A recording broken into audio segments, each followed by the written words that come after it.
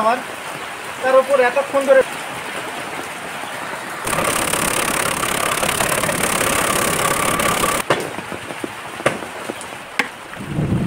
আসসালামু আলাইকুম, welcome to স্বপ্ন এগ্রো। গুড়ি গুড়ি বৃষ্টি চলমান আমাদের এই অঞ্চলটায়। গতকাল একটা ভিডিও দিয়েছিলাম। গতকালও কিন্তু অনেক ঝামেলার মধ্যেই আমাদের খামারের কাজ করতে হয়েছে। একেবারে সন্ধ্যা নাগাদ আমরা ঘাস কাটতে পেরেছিলাম। যদিও ঘাস আমরা কাটতে পেরেছিলাম, যার জন্য ছাগলকে আজকে কাঁচা ঘাস দিতে পারছি। তো এর মধ্যে আরও একটা দুঃসংবাদ আমাদের জন্য। রাতে প্রচুর বৃষ্টি হয়েছিল, যার কারণে আমাদের দিনের যে ছাগলের শেড রয়েছে এটা কিন্তু ভেঙে পড়েছে। এইটা কিন্তু পুরোটাই বাঁশের অবকাঠামো ছিল। অতিরিক্ত বৃষ্টি হওয়ার কারণে খুঁটিগুলো নষ্ট হয়ে গেছে। তো ঠিক এই মুহূর্তে বৃষ্টির পরিমাণ একটু কম আছে। এই সুযোগে আমরা ছাগলগুলো রাতের শেড থেকে বের করে নিয়ে আসবো।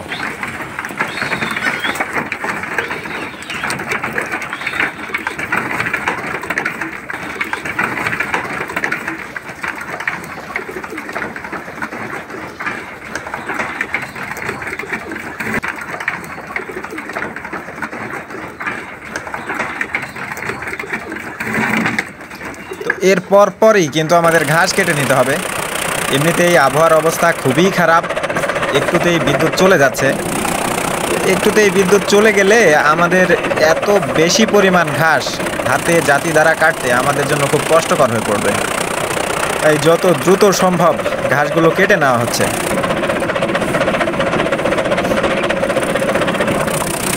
একবার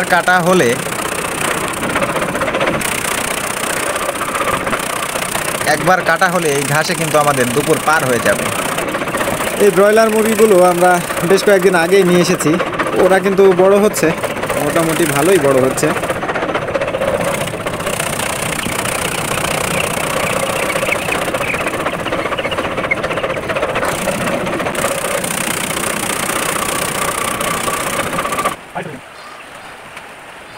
আবারও বৃষ্টি নামার পরিমাণ বৃদ্ধি পাচ্ছে।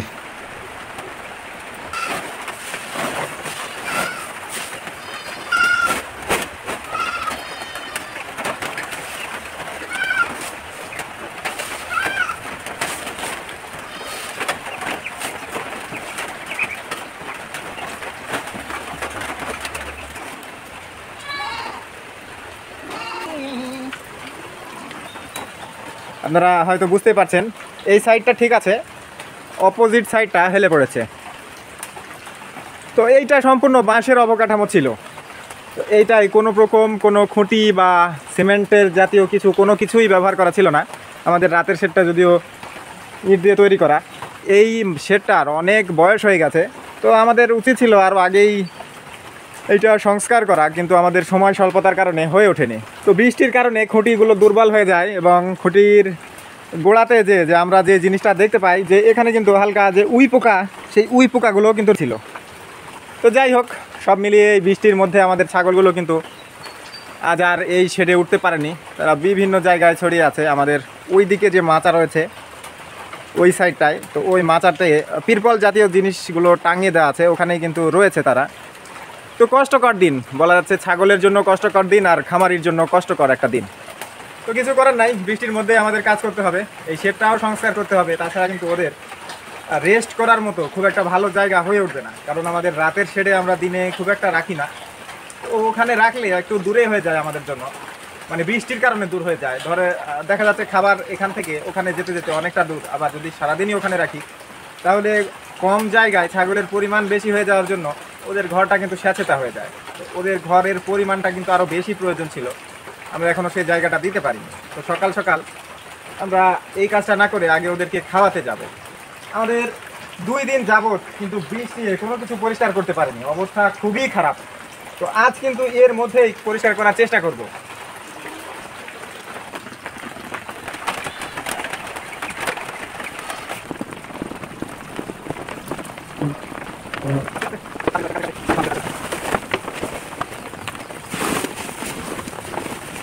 গতকাল কিছু সময় সুযোগ পাওয়ার কারণে ওদের কিন্তু কাঁচা ঘাস দেওয়া আজ সম্ভব হচ্ছে।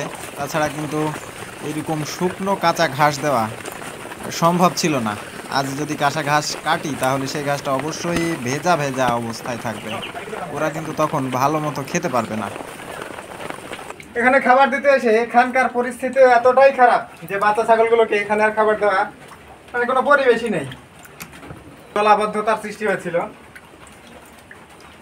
এইটা কিন্তু আমরা ভিতরে নিয়ে যাব, ওখানে একটু জায়গা আছে শুকনো।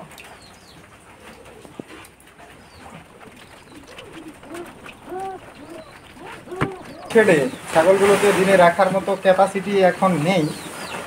এক সময় ছিল যখন আমাদের ছাগলের সংখ্যা একটু কম ছিল, তখন কিন্তু সারাদিন ওখানে খাওয়ালেও তেমন কোনো সমস্যা হতো না।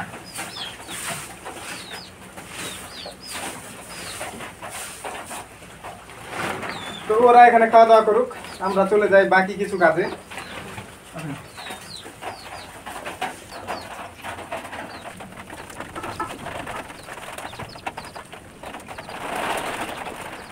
ছাগলগুলো এই জায়গা ছেড়ে অন্য কোথাও যেতে পারেনি, এখানে আর এখানে।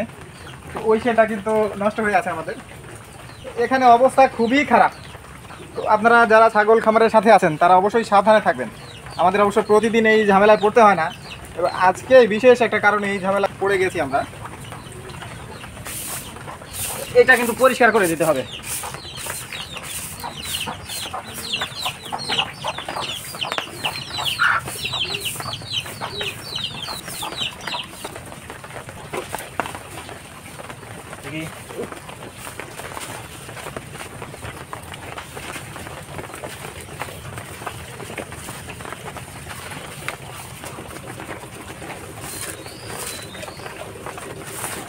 ওরা কিন্তু খাচ্ছে, খুব আগ্রহ নিয়েই খাচ্ছে।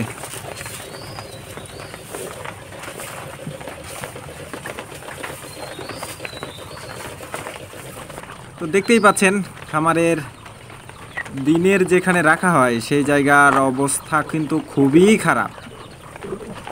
একেবারে পানি, ওদের গোবর সব কিছু একসাথে মিশে অস্বাস্থ্যকর পরিবেশ যেটাকে বলা যায়। তো এইভাবে রাখা যাবে না, এটাকে কিন্তু পরিষ্কার করে ফেলতে হবে আমাদের।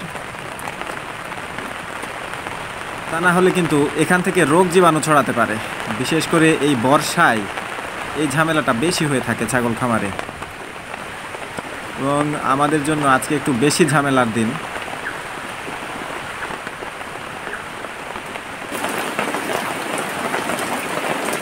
আসলে আপনারা যারা নতুন ছাগল খামার শুরু করতে চাচ্ছেন তাদের একটা বিষয় অবশ্যই মাথায় রাখতে হবে।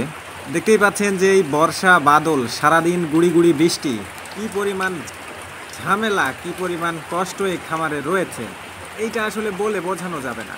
এটা দেখে নিজেরাই উপলব্ধি করতে পারবেন। বর্ষা বাদল বৃষ্টি যাই হোক না কেন, আপনার ছাগল খামারের কাজ কিন্তু থাকবেই। ছাগলকে খেতে দিতেই হবে, ছাগলের ঘর পরিষ্কার রাখতেই হবে।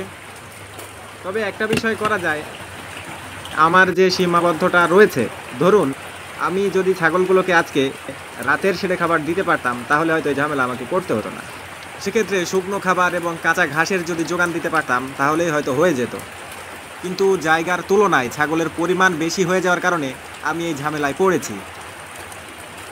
আপনারা ছাগলের পরিমাণ এবং জায়গা যদি ঠিক রাখতে পারেন তাহলে আপনাদের এই ঝামেলায় পড়তে হবে না। তো ঝামেলায় পড়ার আরও একটা কারণ আছে, রাতে আমাদের যে ছাগলের শেড রয়েছে সেটাতে কিন্তু হয়ে যায় আমাদের, এবং দিনে আমাদের যে জায়গা এখানে কিন্তু ছাগল অনায়াসেই থাকতে পারে। তো দিনে ছাগলগুলোকে এখানে রাখা হলে যেই সুবিধাটা হয়, এখানে দেখা যাচ্ছে অনেক জায়গা রয়েছে। তো সারাদিন যদি ছাগলকে এক জায়গায় রাখা হয় তো ওদের কিন্তু হাত পা লেগে যাবে। আর যদি এইরকম ফাঁকা স্পেসে ওদেরকে যদি ছেড়ে দেওয়া যায় তাহলে ওরা কিন্তু হাঁটা চলা করতে পারে, ওদের শরীর এবং স্বাস্থ্যও কিন্তু ভালো থাকে। তো ছাগলগুলোকে যদি সারাক্ষণ এক জায়গায় বাঁধা থাকে, একটা শেডের মধ্যেই যদি দিনরাত 24 ঘন্টা রাখা হয় তাহলে কিন্তু অনেকটা পোলট্রি মুরগির মতো হয়ে যাবে। তো এইরকম খোলা পরিবেশ যদি তাদেরকে দেয়া যায় তাহলে কিন্তু তারা ভালো থাকবে। যদিও আমার দিনের শেডটা যদি আজকে নষ্ট হয়ে না যেত তাহলে এই ঝামেলায় সকাল সকালই পড়তে হতো না।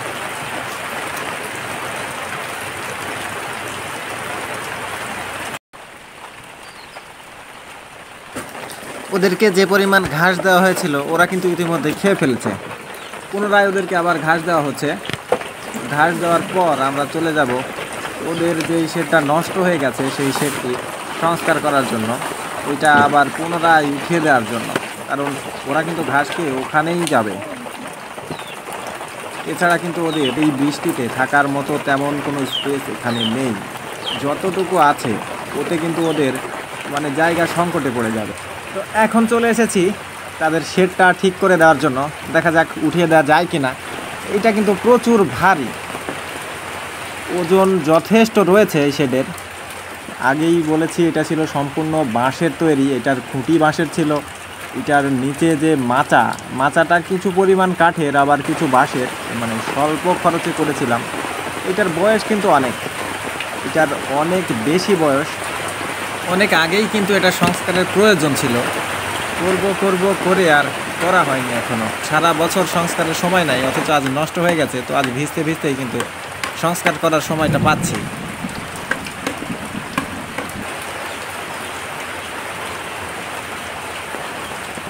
অবশেষে অনেক চেষ্টার পর কিন্তু সেটা উঠানো সম্ভব হয়েছে, আলহামদুলিল্লাহ। ছাগলের এই শেডটা ঠিক করতে একেবারে অবস্থা শেষ। এমনিতেই সর্দি প্রবণ শরীর আমার, তার উপর এতক্ষণ ধরে দিচ্ছি। আপনারা সবাই দোয়া রাখবেন যেন রোগবালা থেকে আল্লাহ তাআলা মুক্ত রাখে আমাকে।